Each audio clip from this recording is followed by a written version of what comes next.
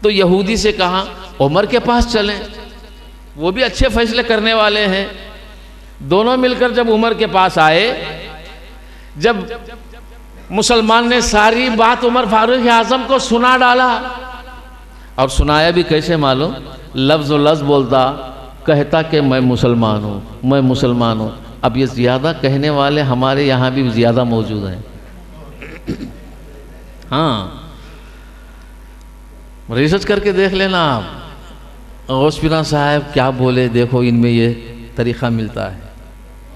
میں مسلمان ہوں، میں نمازی ہوں، اور نماز کا بھی ایسا ذکر کریں گے، تم سلام کرو، وعلیکم السلام، خیریت؟ ہاں ابھی نماز پڑھ کے آ رہا ہوں، یا تو نماز پڑھنے جا رہا ہوں، فون کرو تو ابھی اثر پڑھ کے بیٹھا ہوں۔ میں نے پوچھا یہ بات کو ذکر کیوں؟ تو ان میں بھی ایک بہانہ نکالا لوگوں نے کہ کہتے کیا ہیں، بار بار نماز یاد دلانے سے اس کو بھی محبت ہوگی۔ ارے نادان، محبت کیا ہوگی؟ اس کو تو تیرے قول پہ گن آ رہی ہے، وہ تو بیزار ہو رہا ہے۔ یہ اپنے آپ کو بہت اچھے نمازی، یہ ذکر کون کرتا تھا پہلے؟ شیطان۔ آج اس کی سنت یہ ادا کر رہے ہیں، کوئی فرق نہیں ہے۔ بات سمجھ میں آئی نا؟ مگر کبھی دیکھا کسی سنی نے ایسا ذکر کیا ہو؟ اس کو کیا، یہ دکھانے کے لیے نہیں پڑھتا جیسا یہ دکھانے کے لیے پڑھتے ہیں۔ بات سمجھ میں آئی؟ تو فاروق اعظم رضی اللہ تعالیٰ عنہ کی بارگاہ میں جب وہ میں مسلمان سارا قصہ سنا دیا، اب سنانے کی باری یہودی کی، دونوں طرف سے سنانا، فیصلہ کرنا ہے۔ تو یہودی کچھ نہیں سنایا، صرف اتنا سنایا، اے عمر، ہم دونوں آپ کے رسول کی بارگاہ میں گئے تھے، تمہارے رسول نے میری طرف فیصلہ کیا، مگر یہ مطمئن نہیں ہوا، آپ کے پاس آیا۔ اس کا قصہ نہیں سنایا، آپ کے پاس آیا۔ عمر پوچھے ایسا ہوا؟ ہاں۔ فیصلہ چاہیے؟ ہاں۔ ذرا ٹھہرو، فیصلہ میں کرتا ہوں۔ یہ کیسا مار دیا؟ تو جانتے ہو فاروق اعظم نے کیا فرمایا؟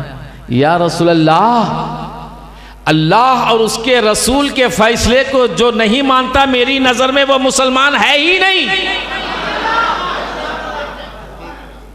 اتنا کہا، اتنے میں جبرائیل بھی آ گئے، اللہ کا کلام لے کر آ گئے۔ کہا کہ یا رسول اللہ، خدا نے کلام بھیجا ہے کہ کیا اللہ اس کے رسول کے فیصلے کو جو نہیں مانتا وہ مسلمان نہیں ہے، قتل کے واجب ہے۔ بات سمجھ میں آئی نا؟ یہ درجہ ہے فاروق اعظم کا۔ ایسے اب فیصلے کو نہیں مانتا، مگر یہاں اللہ فیصلہ کیا ہے کہ رسول نے، مگر عمر نے اللہ و رسول، اللہ کو ساتھ میں کیوں لیا؟ ارے ان کے عقیدے پہ قربان جائیں۔ دیکھا عمر فاروق اعظم نے، اللہ اپنی شان کے مطابق اپنے کلام میں اپنے رسول کے بغیر کوئی حکم نہیں دیا ہے، کوئی اطاعت نہیں دیا ہے، کوئی فرمان نہیں دیا ہے، رسول کو ہر جگہ اپنے ساتھ لایا ہے۔ تو ہر فیصلہ بھی اللہ اس کا رسول کا ہے۔ میں بھی رسول نے برحق فیصلہ کیا ہے، مگر وہ فیصلہ رسول کا نہیں ہے، اللہ کا ہے۔ یہ علم، یہ حکمت تھی، یہ دانائی تھی صحابہ کی، کہ جب بھی کہتے اللہ اور اس کے رسول کے ساتھ، دونوں کو ایک ساتھ ملا کر کہتے اللہ اس کا رسول جانے، اللہ اور اس کے رسول کو علم ہے۔ بات سمجھ میں آئی نا؟ رسول کو جدا اللہ سے جدا رسول کو نہیں کیے۔ یہ محبت اور یہ اطاعت تھی۔ اور یہ فاروق بادشاہ وقت بڑے بڑے ملک کام جاتے تھے، مگر ان کا کردار کیسا تھا؟ وہ بھی لکڑیاں کاٹتے تھے، لکڑیاں کاٹتے تھے، جب کاٹتے کاٹتے تھک جاتے تو ریتی میں سو جاتے، ریتی میں آرام کے لیے سو جاتے۔ یہ کردار تھا۔ آج کوئی گلی کا لیڈر بنا ہے تو اس کے پیچھے 4-5 سیکورٹی گارڈ رہتے، وہ بھی بڑی بڑی گاڑیاں لے کر بڑی شان و شوکت سے تکبر سے نکتا ہے، تو گلی کا ہے، تو گلی کا، مگر اس کا دبدبا دیکھو، اس کا دبدبا دیکھو. اب اس سے زیادہ شہر کا، شہر سے زیادہ ملک کا ہے کہ نہیں؟ لیکن قربان جائیے اسلام والوں کی صداقت پر. وہ فاروق اعظم جن کا دبدبا صرف زمینوں پر نہیں، آسمانوں پر بھی، عرش معلیٰ پر بھی جن کے نام کے چرچے ہو رہے ہیں، قیصر و کسریٰ جیسے بڑے بڑے ملک جن کے صرف نام سے کانپ رہے ہیں، وہ کیا کر رہے ہیں؟ ریتی پر تھک گئے تو سو رہے ہیں، اور تھکان سے دور ہوئے تو لکڑیاں کاٹ رہے ہیں. لیکن بیت المال میں اتنا مال پڑا ہے، مگر اس بیت المال سے ایک درہم بھی اپنے لیے نہیں لے رہے ہیں. آج کتنے لوگ ایسے ہیں، ارے حکومتیں ہی دھوکہ ہے. حکومت کہتے مگر دھوکہ رعایا کو دیتے ہیں. دھوکہ کس کو دیتے ہیں؟ رعایا کو. اور یہ رعایا بھی ایسی کہتی ہے کہ ہم حکومت کو دھوکہ دیں گے، مگر رعایا کو یہ نہیں معلوم کہ حکومت والے کون ہیں. بات سمجھ میں آئی نا؟ معلوم ہونا چاہیے حکومت ہماری ہے، حکومت ہم بناتے ہیں. بات سمجھ میں آئی؟ یہ تو صرف پہرے دار ہیں. کیا ہیں؟ پہرے دار ہیں. ہمارے مال کی حفاظت کرنے والے، گھروں کی حفاظت کرنے والے، جان کی حفاظت کرنے والے ہیں. اور ان کا سارا خرچہ ہم دیتے ہیں، تنخواہیں ہم دیتے ہیں. بات سمجھ میں آئی؟ ہر ایک شے پر ہمارا حق ہوتا ہے. اور ہم سمجھتے ہیں حکومت ہم کو دھوکہ دی تو ہم بھی حکومت کو دھوکہ دیں گے. لیکن دو دھوکے بھی ہمیں اپنے آپ کر رہے ہیں، ہم خود اپنے آپ کر رہے ہیں. معلوم ہے کہ نہیں معلوم؟ اب کسی نے بغاوت کی حکومت سے، دھوکہ دیا، وہ کس کا ہوا؟ اسی کا ہوا. اب حکومت والا دھوکہ دیا، وہ بھی ہمارا ہوا. دو طرف سے نقصان ہم اٹھاتے ہیں. کون اٹھاتے ہیں؟ ہم اٹھاتے ہیں. کیوں؟ حکومت تو ہم بناتے ہیں. یہ بات اچھی طرح یاد رکھ لیں. اور یہاں فاروق اعظم رضی اللہ تعالی عنہ کا نام کام جاتے تھے، اور کردار ایسا، راتوں میں گلیوں میں گشت کرتے تھے. میری رعایا میں کون بھوکا ہے، کون تڑپ رہا ہے، کون مفلس ہے، کون کس طرح ہے، کسی کو گھر میں کھانے کو ہے یا نہیں، کسی کے گھر میں چراغ میں تیل ہے یا نہیں. راتوں میں گلیوں میں کہاں برائی ہو رہی ہے، کہاں بھلائی، مطلب گلیوں میں، شہر میں، راتوں میں ساری رات گشت کرتے اور ساری رات پھرتے تھے. ایک بار ایسا ہوا، شہر کے باہر چند بچوں کی رونے کی آواز آئی. اس رونے کی طرف فاروق اعظم بڑھے، اور ساتھ میں ان کے ساتھ میں ایک اور ساتھی، دونوں مل کر بڑھے. جاتے جاتے دیکھیے ایک جگہ، کسی جگہ بچے ہیں اور ایک عورت بیٹھی ہے، اور بچے رو رہے ہیں، بچے رو رہے ہیں. فاروق اعظم نے پوچھا، اے مائی کیا بات ہے، اس طرح یہاں بیٹھی ہے، بچے رو رہے ہیں؟ تو وہ عورت نے کہا، کچھ بھی نہیں ہے، ہم باہر والے ہیں اور ہم خلیفہ وقت کے پاس آ رہے ہیں. اس کے پاس؟ خلیفہ وقت کے پاس آ رہے ہیں. اتنا بڑا خلیفہ ہے، ہمارے حال کی خبر نہیں.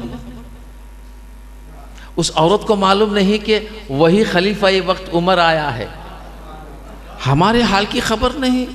تو فاروق اعظم فرماتے ہیں، اے مائی خلیفہ وقت سے تو کل مل لینا، لیکن بتا تو صحیح تیرے کیا حال ہے، بات کیا ہے؟ تو کہتی ہے، کئی دن سے میں اور میرے بچے بھوکے ہیں، ہمارے بھوک کی خبر وہ نہیں رکھتا. تو جب یہ بات انہوں نے سنا، فوراً ساتھی سے کو لے کر فوراً گئے، بیت المال میں سے آٹا، تیل وغیرہ سامان سب لیے اور خود اپنے کاندھوں پر اٹھائے.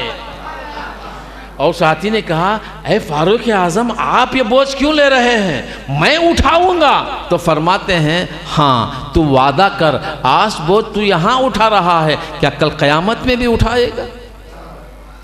یہ عقیدہ تھا. کیا تھا؟ یہ عقیدہ تھا. ایسا نہیں کہ میں بڑا ہوں، میرا بوجھ سب کو ڈالوں.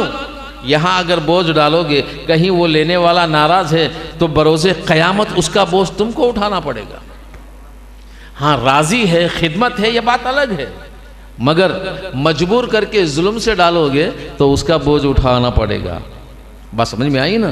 جب خود اٹھا کر لا کر چولہا خود فاروق اعظم سلگائے، ہنڈی رکھا، تیل آٹا گنا اور گوشت وغیرہ ڈالا، پکایا، سب کچھ کر کے، اور چولہے کا بیان آیا ہے لکڑیاں نہیں جل رہی ہیں، پھونک مارتے ہیں. تو راوی بیان کرتے ہیں جب فاروق اعظم پھونک مارتے ہیں تو سارا دھواں ان کی داڑھی سے نکلتا ہے. خود پکائے، خود بنائے اور اس عورت و بچوں کو کھلا دیا. جب اور وہ کھاتے رہے تو فاروق اعظم بیٹھے رہے تو ساتھی نے کہا اے فاروق اعظم تو ہو گیا نا، کھلا دیا، اب تو ہم چلیں گے. تو فرماتے ہیں نہیں، جب میں آیا تھا بچوں کو روتا ہوا دیکھا، جب تک یہ بچے ہنسیں گے نہیں میں واپس نہیں جاؤں گا. جب پیٹ بھر کے بچے کھا لیے اور بچے کھیلنے لگے، ہنسنے لگے، تب جا کر فاروق اعظم واپس ہوئے. یہ کردار تھا خلیفہ وقت کا. آج کوئی ایسا کر سکتا ہے؟ پھر بھی کہتے ہیں کہ ہم رہبر ہیں، ہم بڑے بڑے نیتا ہیں. ارے نیتا تو اسلام والوں کے قدموں کی دھول بھی نہیں.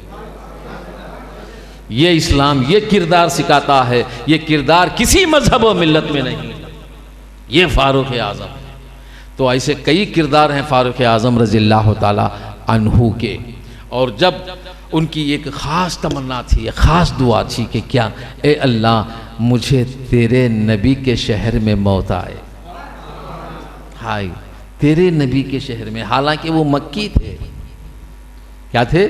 مکی تھے. مگر یہ آرزو کیوں کی، یہ تمنا کیوں کی؟ اس لیے کہ وہ محبوب کا شہر بھی ان کو محبوب تھا. محبوب کا شہر بھی ان کو محبوب تھا. یہی دعا کرتے رہے تیرے محبوب کے شہر میں میری موت آئے. لیکن اللہ تبارک و تعالیٰ ان کی وفات ایسا فرمایا کہ عمر فاروق اعظم کو شہید کر دیا گیا.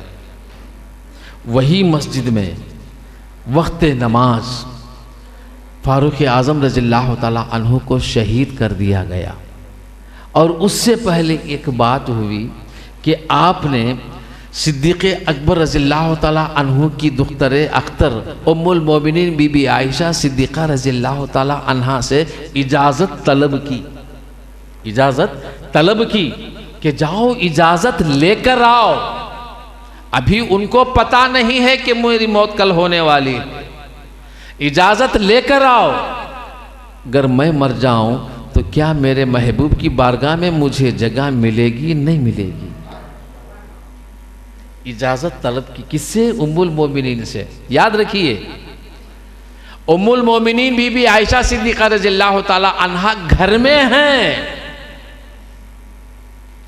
مولا علی بھی ہے نا، عثمان غنی بھی ہے نا، طلحہ و زبیر بھی ہیں، سارے صحابہ بھی ہیں، سب کے سب وفادار ہیں، سچے ہیں، صداقت والے ہیں. مگر فاروق اعظم نے کسی اوروں سے اجازت لے سکتے تھے کہ نہیں؟